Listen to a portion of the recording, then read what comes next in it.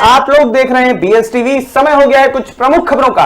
सबसे पहले एक बार डाल लेते हैं नजर मौसम पर। देख लेते हैं कहां पड़ेगी धूप, कहां होगी बारिश और कहां सारे मौसम मिलकर लोगों को करेंगे परेशान। मौसम विभाग के मुताबिक एक दबाव की रेखा पूर्वोत्तर मध्य प्रदेश से विदर्भ के ऊपर चक्रवाती सर्कुलेशन से होते हुए अतिरिक्त कर्नाटका तक फैली हुई है। इसके चलते तमिलनाडु, केरल, दक्षिण अतिरिक्त कर्नाटका, उत्तरी अंतरिक्ष कर्नाटका के कुछ हिस्सों, कोंकण और गोवा और मध्य महाराष्ट्र में हल्की से मध्यम बारिश और गरज के साथ बौछारें पड़ सकती हैं। इसके अलावा विदर्भ और आसपास के इलाकों में चक्रवाती हवाओं का क्षेत्र बना हुआ है, जिसके चलते तेलंगाना, विदर्भ और छत्तीसगढ़ के अलग अलग हिस्सों में हल्की बारिश होने की संभावना है। जम्मू कश्मीर, मुजफ्फराबाद, लद्दाख, हिमाचल प्रदेश और सिक्किम और अरुणाचल प्रदेश के अलग अलग हिस्सों में भी हल्की बारिश हो सकती है। जम्मू कश्मीर के ऊपरी इलाकों में हल्की बर्फबारी की संभावना है। राजधानी दिल्ली में आज मौसम साफ रहेगा, लेकिन दिन के समय तेज हवाएं चलेगी। दिल्ली का आज मिनिमम टेम्परेचर 21 डिग्री सेल्सियस रहेगा और मैक्सिमम टेम्परेचर 37 डिग्री सेल्सियस तक जाएगा। चंडीगढ़ का न्यूनतम तापमान 20 डिग्री सेल्सियस और अधिकतम तापमान 37 डिग्री सेल्सियस रहेगा। बिहार के पटना का मिनिमम टेम्परेचर 23 डिग्री सेल्सियस रहेगा और मैक्सिमम टेम्परेचर 37 डिग्री सेल्सियस तक जाएगा। यूपी की राजधानी लखनऊ के लिए मौसम विभाग ने बताया है कि यहां का मिनिमम टेम्परेचर 21 डिग्री और मैक्सिमम टेम्परेचर 37 डिग्री सेल्सियस रहने वाला है। जम्मू का न्यूनतम तापमान 19 डिग्री और अधिकतम तापमान 34 डिग्री सेल्सियस रहेगा।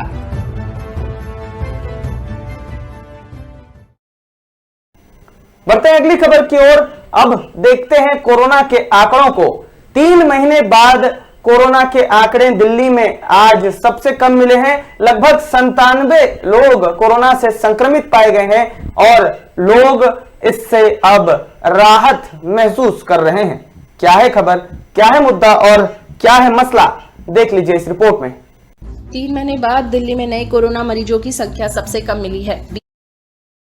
92 लोग कोरोना संक्रमित मिले हैं, जो दिसंबर 2021 के पहले सप्ताह के बाद सबसे कम आंकड़ा है। उस दौरान राजधानी में रोजाना 100 से कम लोग संक्रमित मिल रहे थे, लेकिन 4 दिसंबर 2021 को दिल्ली में पहला ओमिक्रॉन संक्रमित रोगी मिलने के बाद हर दिन इनकी संख्या बढ़ती चली गई। बीते जनवरी को 5वीं लहर का पिक निकलने के बाद से लगातार कोरोना के मामलों में कमी मिल रही है। रविवार को स्वास्थ्य विभाग ने बताया कि बीते एक दिन में 97 नए मरीजों के अलावा 83 रोगियों को छुट्टी दी है। इस बीच एक मरीज की संक्रमण से मौत भी हुई है। वहीं 26,147 मरीजों ने कोरोना के कारण दम तोड़ दिया है। बहरहाल राजधानी में कोरोना से मृत्यु दर 1.40% है। विभाग के अनुसार कोरोना के सक्रिय केस 495 रह गए हैं। इनमें से होम आइसोलेशन में 365 और दिल्ली के अस्पतालों में 33 मरीज भर्ती हैं। इनमें से आईसीयू में 12, ऑक्सीजन सपोर्ट पर 12 और वेंटिलेटर पर 1 मरीज भर्ती है। दिल्ली में घटते मामलों के साथ कंटेनमेंट जोन की संख्या भी घटा दी गई है।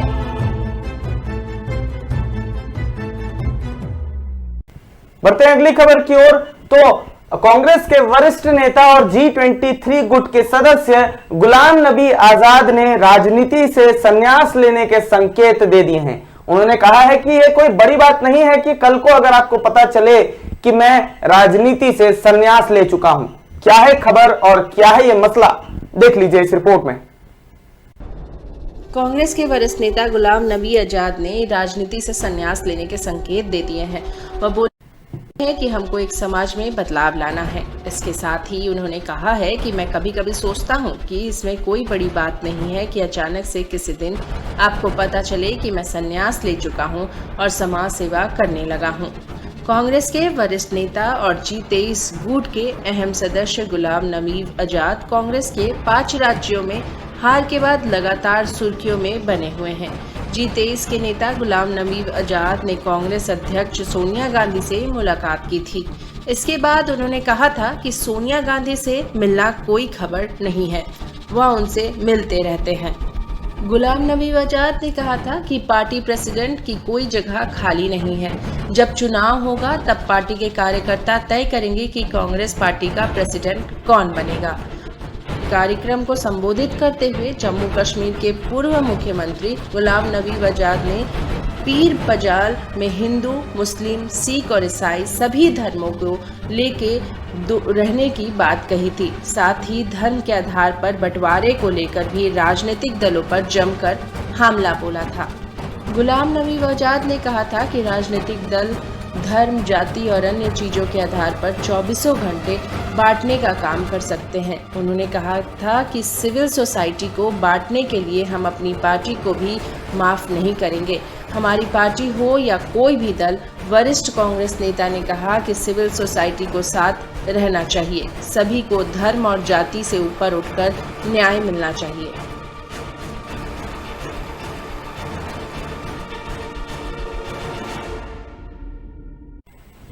पाकिस्तान के प्रधानमंत्री इमरान खान भारत से बहुत ही इंप्रेस हो गए हैं। उन्होंने भारत की जमकर तारीफ की है और भारत के विदेश नीति की भी तारीफ की है।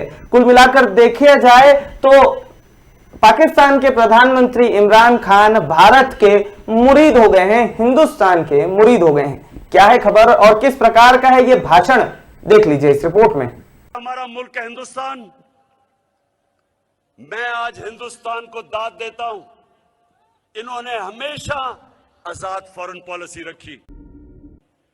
आज हिंदुस्तान उनके साथ मिला हुआ है, उनका अलायंस है।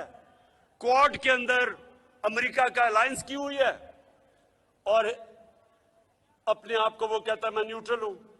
रूस से तेल मंगवा रहा है जबकि सैंक्शंस लगी हुई हैं, क्योंकि हिंदुस्तान की पॉलिसी अपने लोगों की बेहतरी के लिए है। साथ वाला हमारा मुल्क है हिंदुस्तान। मैं आज हिंदुस्तान को दाद देता हूं।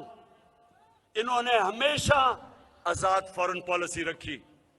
आज हिंदुस्तान उनके साथ मिला हुआ है, उनका अलायंस है। क्वाड के अंदर अमेरिका का अलायंस की हुई है और अपने आप को वो कहता है मैं न्यूट्रल हूं। रूस से तेल मंगवा रहा है जबकि सैंक्शंस लगी हुई हैं, क्योंकि हिंदुस्तान की पॉलिसी अपने लोगों की बेहतरी। देखा आप लोगों ने किस प्रकार से इमरान खान भारत की तारीफ करते थक नहीं रहे थे।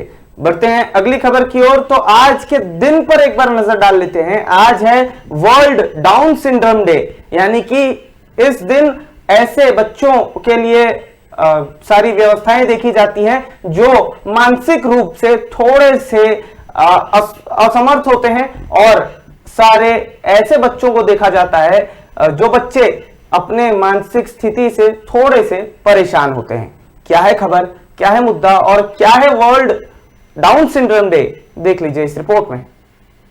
आज है वर्ल्ड डाउन सिंड्रोम डे। विश्व डाउन सिंड्रोम दिवस एक वैश्विक जागरूकता दिवस है जिसे वर्ष 2012 से ही संयुक्त राष्ट्र द्वारा आधिकारिक तौर पर मनाया जा रहा है। तीसरे महीने के 21वें दिन होने की तिथि को 21वें गणसूत्र के त्रिगुण की विशेषता को दर्शाने के लिए चुना गया था, जो डाउन सिंड्रोम का कारण बनता है। इस दिन डाउन सिंड्रोम से ग्रसित लोगों के प्रति जागरूकता बढ़ाने, उनके सपोर्ट, समर्थन के लिए कई तरह के इवेंट्स आयोजित किए जाते हैं। आइए जानते हैं क्या है डाउन सिंड्रोम और इसके लक्षणों के बारे में। डाउन सिंड्रोम को ट्रांसोमी 21 भी कहते हैं। यह एक आनुवंशिक डिसऑर्डर है जो बच्चों को प्रभावित करता है। रिपोर्ट्स के अनुसार डाउन सिंड्रोम एक डिसऑर्डर है जो तब होता है जब 21वें गणसूत्र को दोहराव होता है। यह विकार प्रत्येक वर्ष जन्म के समय लगभग 6000 बच्चों को प्रभावित करता है। इसमें बच्चे का शारीरिक और मानसिक विकास प्रभावित होता है। इस विकार से ग्रसित बच्चे के चेहरे की विशेष विशेषताएं होती है, साथ ही इनकी बौद्धिक क्षमता भी कमजोर होती है। इस समस्या को बच्चों के जन्म से ही पहले स्क्रीनिंग, कुछ टेस्ट के जरिए और जन्म के बाद जेनेटिक टेस्ट से पहचाना जा सकता है।